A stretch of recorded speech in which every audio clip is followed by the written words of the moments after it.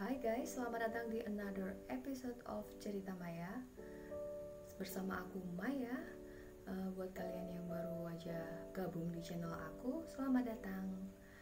Dan di episode kali ini aku akan melanjutkan cerita yang kemarin. Cerita apa sih?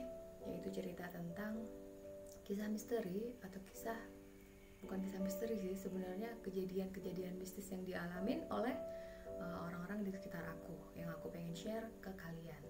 Sekali lagi aku ingetin buat kalian yang pengen menceritakan juga pengalamannya, pengalaman uniknya, pengalaman horornya, bisa DM ke Instagramnya cerita_maya. Di situ kalian bisa cerita apa aja yang kalian alami buat aku bacakan dan aku sharingkan ke mungkin orang-orang yang pengen denger cerita sambil santai-santai WFH di rumah ataupun sambil social distancing di rumah aja ini. Oke teman-teman, kita langsung aja buka di cerita pertama. Oke, sorry kalau nanti aku ada beberapa kali ngelihat ke bawah karena aku ada contekan. Karena ini aku bawain ceritanya orang. Sekali lagi aku ingetin, ini aku bawain ceritanya orang. Jadi aku butuh ceritanya detail dari awal sampai akhir biar nggak ada biar urut aja deh ceritanya. Oke, cerita pertama adalah rumah sakit yang besar, terkenal bagus buat kalangan orang-orang yang menengah ke atas istilahnya, karena di situ terkenal mahal pelayanannya. Ada seorang teman aku yang ibunya sakit dirawat di situ. Dia dengan saudara-saudaranya itu sering nungguin ya, namanya ibunya lagi sakit pasti dia nungguin dong ya, nungguin ibunya yang sedang dirawat. Di rumah sakit itu di sisi kamar, di sisi tiap kamar lah itu ada balkon buat ngelihat keluar gitu. Suatu hari saat teman aku lagi nemenin ibunya dengan adiknya berdua ya, mereka nemenin sama adiknya itu dia bosen mungkin ya, dia bosen terus dia coba jalan keluar lah, dia pengen duduk-duduk di pinggir balkon. Kebetulan di pinggir balkon itu terdapat kursi panjang, bangku panjang buat duduk-duduk. Dia duduk-duduk di pinggir balkon itu sambil menikmati pemandangan setelah maghrib. Karena sambil menunggu jam ganti shift jagain ibunya, karena biasanya habis isya adalah jadwal kakaknya untuk jagain ibu sampai nanti ketemu pagi lagi. Nah, kemudian dia lagi duduk di balkon, dia melihat sesuatu yang aneh. Dia melihat ada cahaya putih yang lompat dari kejauhan. Jadi karena itu ada di lantai 3, dia bisa melihat atap-atap rumah yang ada di sekitar rumah sakit itu. Dan cahaya itu yang dia lihat itu melompati genteng dari rumah satu ke rumah satunya, dan lama-lama cahayanya menjadi banyak. Cahaya itu tidak cuma satu, jadi ada saling bertukar tempat gitu, banyak banget yang dia lihat. Dia heran, tapi dia masih diam aja. Dia sedikit deg-degan, tapi dia masih bisa menahan. Semakin penasaran, dia panggil adiknya untuk ke balkon juga. Dia panggil adiknya ke balkon, dia tanya apakah adiknya melihat apa yang dia lihat. Ternyata apa jawaban adiknya? Seperti yang kalian semua pikirkan ya, adiknya tidak melihat apa-apa.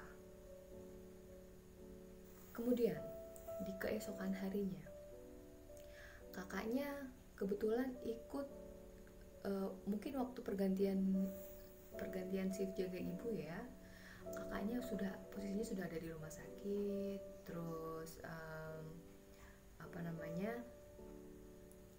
kakaknya sudah di rumah sakit, terus dia kembali lagi ke balkon itu dengan sengaja kali ini, bukan untuk cari udara segar atau gimana. Karena sebelumnya dia pengen cari udara segar, kalau kali ini dia memang sengaja pengen ke balkon buat mencari apa yang dia lihat kemarin. Dia lihat, terus kebetulan dia tahu kakaknya menyusul dia di belakang. Dia bilang, "Kak, coba lihat itu, yang lompat dari genteng satu ke genteng yang lain." Saat itu kakaknya tanya, "Mana sih, Dek?" Terus adiknya, terus dia mencoba meyakinkan kakaknya lagi. Itu ada banyak dari genteng satu ke genteng lain, dan mereka saling lompat, dan mereka ada banyak banget. Dan di tiap genteng rumah itu ada cahaya putih yang saling berlompatan. Kakaknya masih bingung, berusaha fokus. Si adik ini bilang, "Coba fokus, Kak, coba fokus lihat, nanti kamu akan lihat." Adiknya berusaha bilang gitu ke kakaknya. Kemudian kakaknya entah kakaknya mungkin merasa melihat juga, atau mungkin kakaknya cuman aduh jangan-jangan ada hantu atau bagaimana ya, namanya orang. Kakaknya bilang, "Oh iya." Tapi ketika dia jawab iya, itu iyanya dalam keadaan ragu-ragu, setengah iya setengah tidak. Gimana sih kalau orang ngejawab ragu-ragu? Seperti gini, "Oh iya," seperti itu jawabannya, iya tapi ragu-ragu. Nah kemudian semakin mantaplah hati teman saya ini dengan apa yang dilihatnya, karena mendapat pengakuan dari kakaknya walaupun kakaknya menjawab dengan ragu-ragu. Oke teman-teman, apakah kalian pernah juga melihat sesuatu yang berlompatan di atas genteng? Kalau kalian pernah melihat juga, bisa share di DM Instagram aku di cerita_Maya. Jangan lupa follow ya teman-teman, mohon dukungannya. Oke, kita akan langsung lanjut ke cerita yang kedua. Cerita yang kedua ini masih dialami oleh teman saya. Teman saya ini sengaja tidak mau disebutkan namanya, jadi saya tidak akan menyebutkan namanya, mohon maaf. Dia minta namanya dirahasiakan. Hal aneh yang dia alami itu di rumahnya. Rumahnya merupakan daerah perkampungan yang ramai, bukan perkampungan yang sepi. Di situ dia sudah lama tinggal dari kecil. Kemudian dia kebetulan setelah SMP diberikan satu buah kamar sendiri oleh orang tuanya. Jadi dia udah tidur sendiri, yang tadinya mungkin tidur sama orang tuanya atau gimana ya, dia juga nggak cerita lebih detail. Akhirnya dia dapat kamar sendiri ketika SMP. Kemudian kebiasaan di rumahnya ketika dia tidur, lampu harus dalam keadaan mati.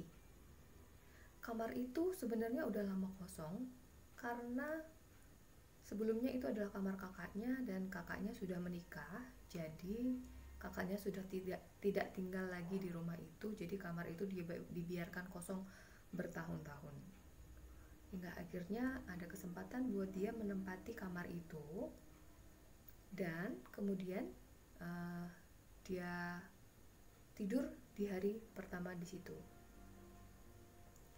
Hal pertama yang dia alami adalah, sebenarnya nggak ada gangguan-gangguan sih yang dia alamin secara ekstrim, cuman yang dia alamin yang bikin dia heran sampai sekarang dan dia tidak menemukan jawabannya adalah ketika dia menutup mata, dia melihat ada cahaya dari kecil makin lama semakin dekat.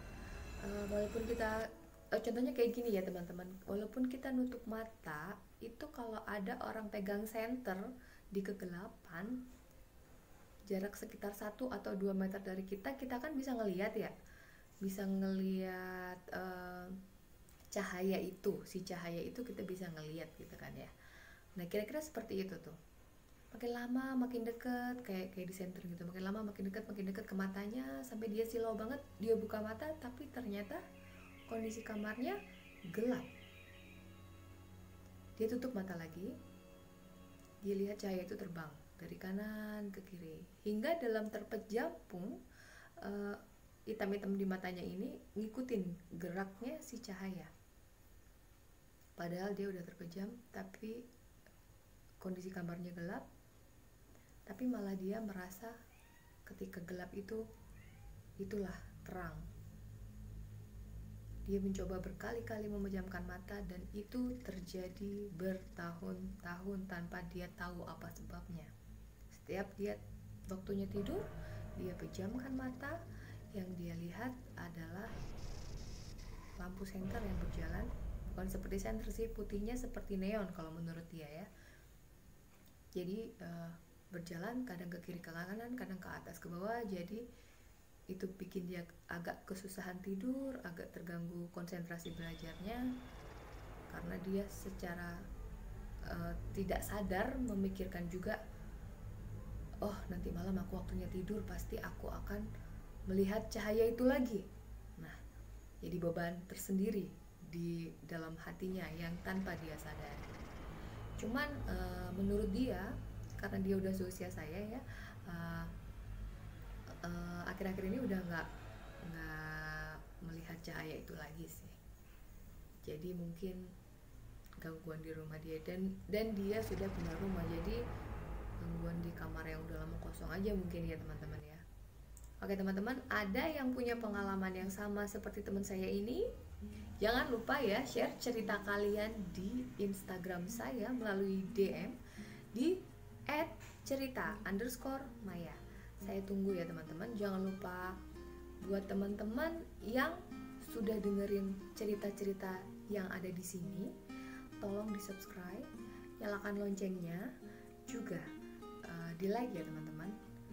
Terus di share ke sosial media teman-teman, biar makin banyak yang subscribe, biar makin banyak yang tahu, dan biar makin banyak cerita yang bisa aku bawakan buat teman-teman semua. Oke, terima kasih sudah menonton video kali ini.